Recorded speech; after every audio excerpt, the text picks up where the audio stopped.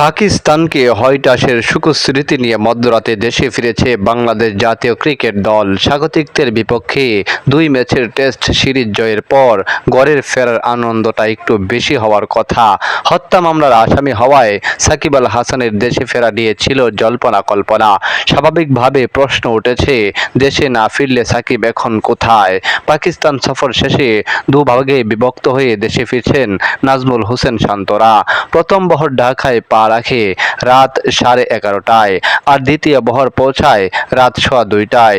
পূর্ব ঘোষণা অনুযায়ী 2 বহরে ঢাকায় আসা ক্রিকেটারদের সঙ্গে ছিলেন না সাকিব। আপাতত ইংল্যান্ডের পথে রয়েছেন তিনি। সেখানে ইংলিশ কাউন্টি লিগে সারের হয়ে খেলার কথা তার। জানা যায়, সতীর্থদের সঙ্গে করাচি থেকে দুবাইয়ের বিমানে উঠেছিলেন তিনি। সেখান থেকে দেশে বিমানে না উঠে লন্ডনের ফ্লাইটের জন্য অপেক্ষায় ছিলেন সাকিব। আগামী 9 সেপ্টেম্বর টনটনে সামারসেটের বিপক্ষে সারের হয়ে মাঠ মাতাবেন তিনি।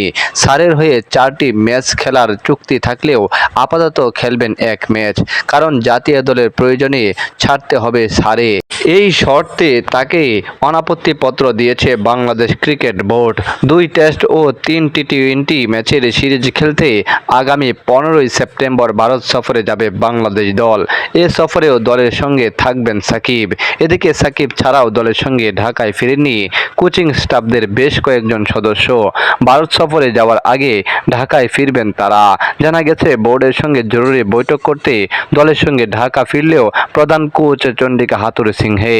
দেশে ফিরলেও বেশ কয়েকদিন ছুটিতে থাকবেন জাতীয় দলের ক্রিকেটাররা। তবে আগামী 9 সেপ্টেম্বর থেকে ভারত সফরের জন্য প্রস্তুতি শুরু করবেন শান্ত মিরাজরা।